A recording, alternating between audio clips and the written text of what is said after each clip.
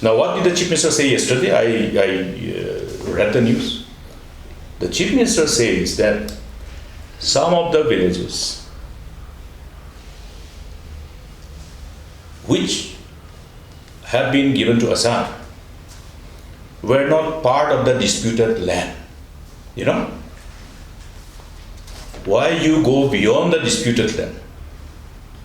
You are to resolve problems pertaining to the disputed land. The areas of difference does not include those areas where you don't have dispute. That is the reason why I'm saying that you have to understand the complexities associated with this and how you interpret. Areas which are not part and parcel of the areas falling under the areas of difference or dispute have been also listed and given to Assam. You have to go back to the census. There are villages which are included as per the census, general census. What are those villages which falls under Meghalaya based on this general census? And what are those villages which do not find itself in the list of the census villages in Assam? Have they taken into cognizance of those aspects? Say, for example, Salbari. Salbari is part and parcel of the village which is as per the general census within Mausan block. And it doesn't find its place in the counterpart, Boko CNRD block. And these particular areas do not fall under the areas of difference, that's why you don't have to indicate. Now, from what I can understand after my analysis is that Assam has prepared a list. Assam has prepared a list of what should go, which should go to Meghalaya and which should go to Assam. And they have just signed. They have signed.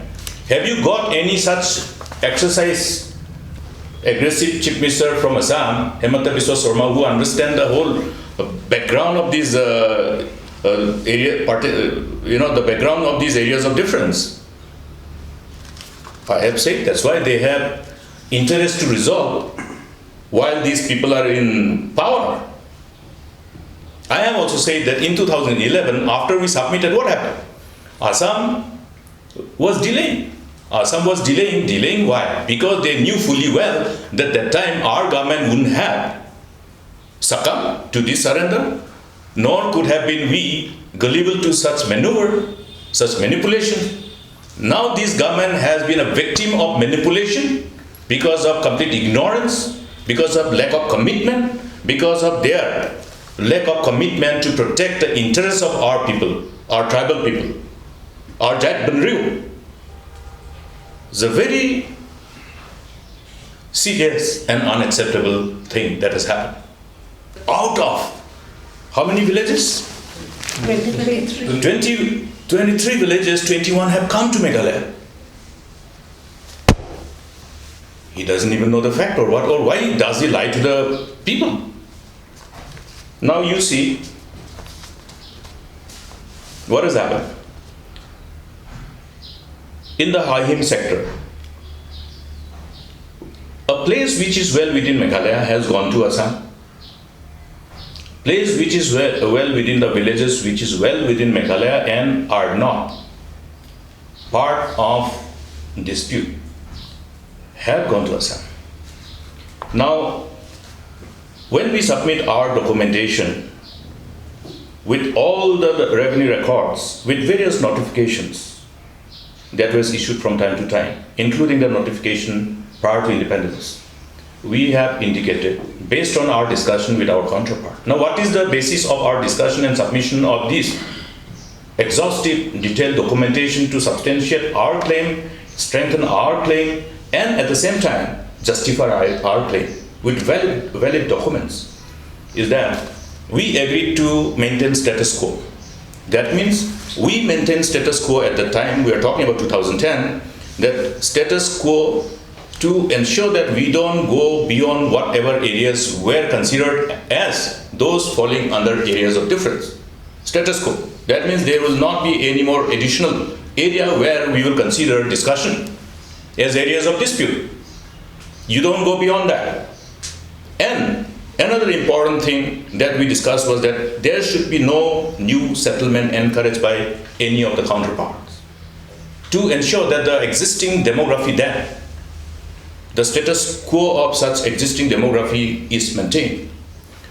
Then third one is, in order to ensure that the people in those areas of difference are not subjected to such situation where they are deprived of developmental programs. So developmental programs have to be allowed to be embarked upon and implemented in those areas in the interest of the people by both the states, but by informing the counterpart about any developmental initiative. So those were the parameters under which the overall agreed terms and principles were laid down. Subsequent to that, the Meghalaya is expected to submit all the necessary documents, revenue documents, to substantiate and justify our claim. This is exactly what we did.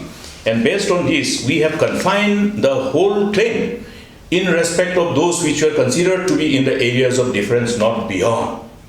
When you have two plots of land, and if there is a dispute for one plot, why will you touch the other plot? This is how we solve and resolve problems pertaining to any dispute pertaining to any land. Now here, you look at this, which is part of Meghalaya. If he says that he is helpless because of the documentation that was submitted during our time, why did he give those areas which forms part and parcel of the claim as per the documentation that has been submitted? Here you will see Machapara, part of claim of 2011, given to Assam. Yes. If he is saying that, okay, whatever is part of the claim I have kept and I have not given, this is a glaring example of his lie. Either he has not gone through or he intends to lie.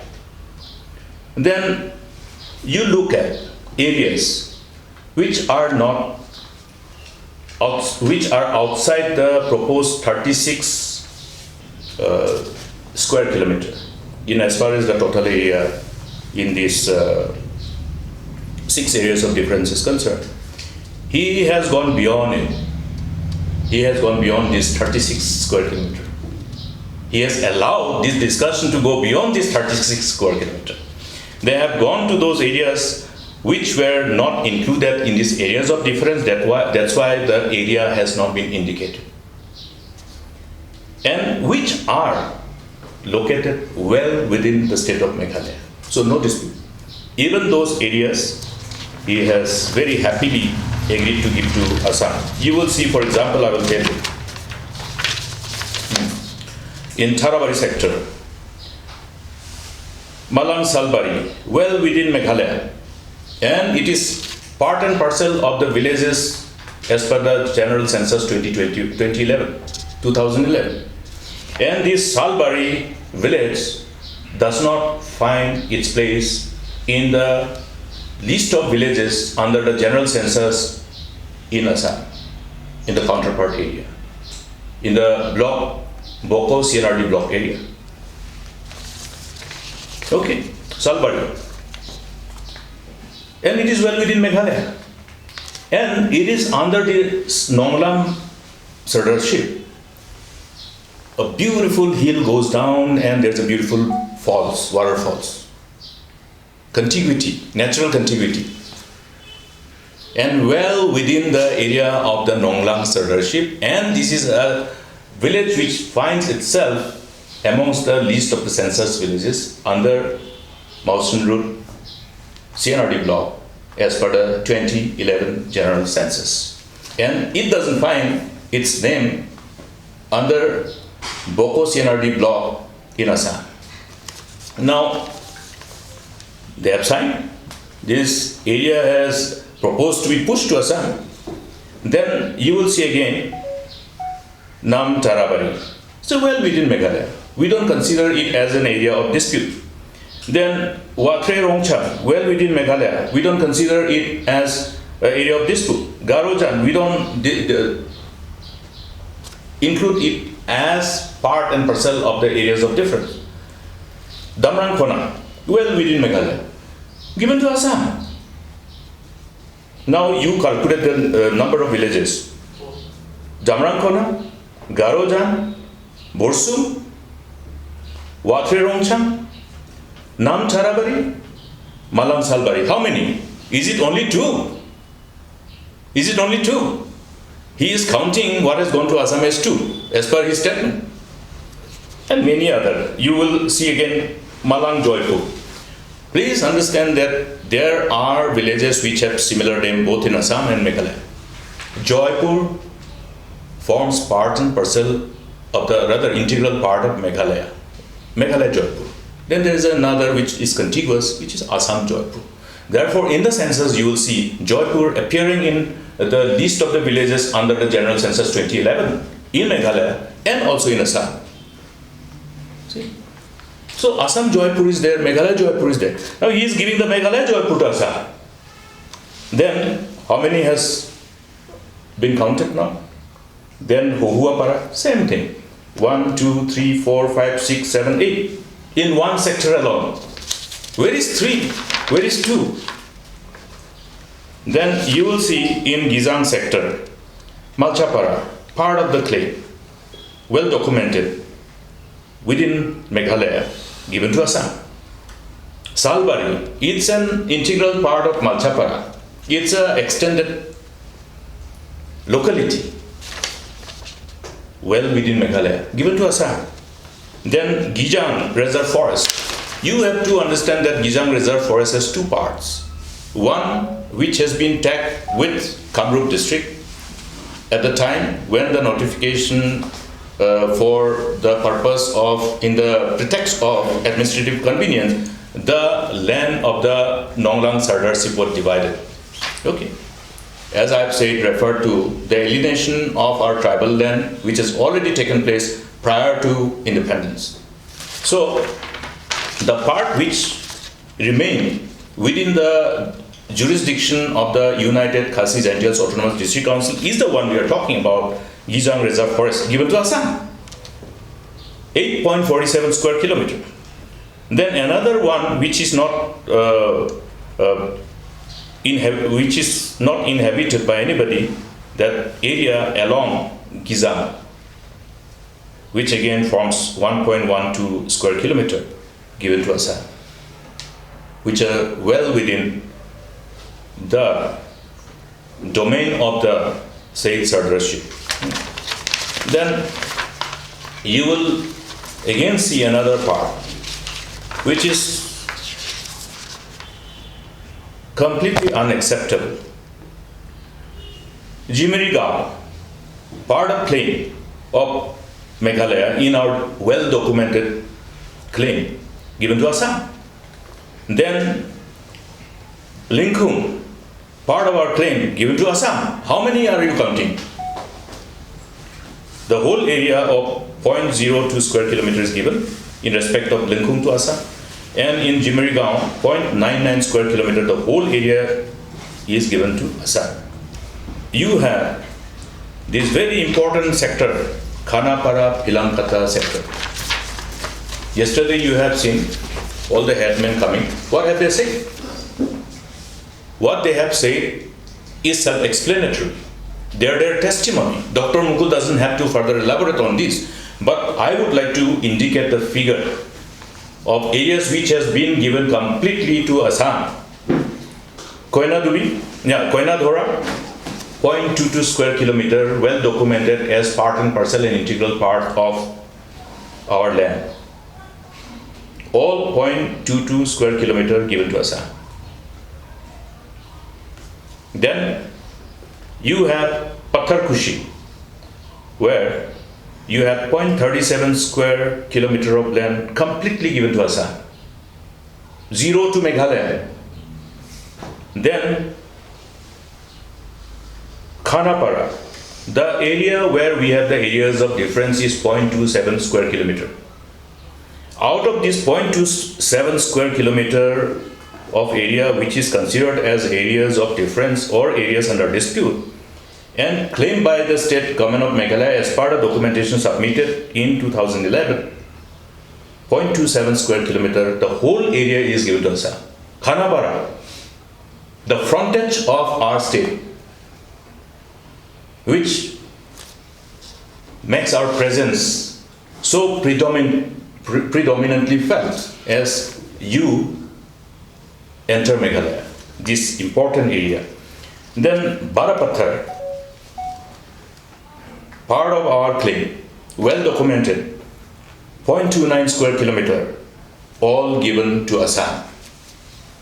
Then your Ganesh Nagar, 0.40 square kilometer, all given to Assam, 0 to Meghalaya. How many areas has gone to Assam?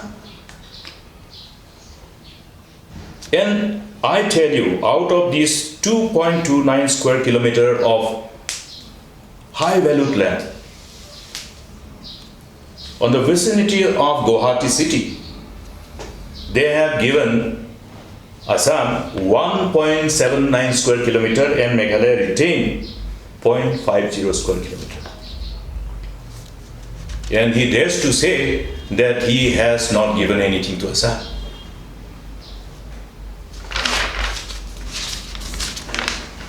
Then in Ratachera, 4.78 square kilometer, well documented and claimed for Meghalaya, given to Assam. So how many areas have been given to Assam? You count. You count. But the Chief Minister dares to give a figure saying that out of 23, 21 has come to Meghalaya and only 2 has gone to Assam. How many are there? I give you the well-scripted list of these areas along with the areas measured. And most important part is that now the Chief Minister himself says that he's saying that the then government had submitted a list of 23 locations. How many locations have I read? Is it only 23? How many locations I have read? I will be giving you the copy. So he has not read it well. Because as I have said, in course of my submission, as a matter of caution, that please have an in-depth understanding. Indirectly, that means he should have interpreted that Dr. Mukul, the former Chief Minister, the leader of the opposition in the August House, was telling him that he has reasons to believe that the Chief Minister is not trying to understand the complex problem associated with this contentious issue. And this is the proof. The gentleman doesn't try to understand.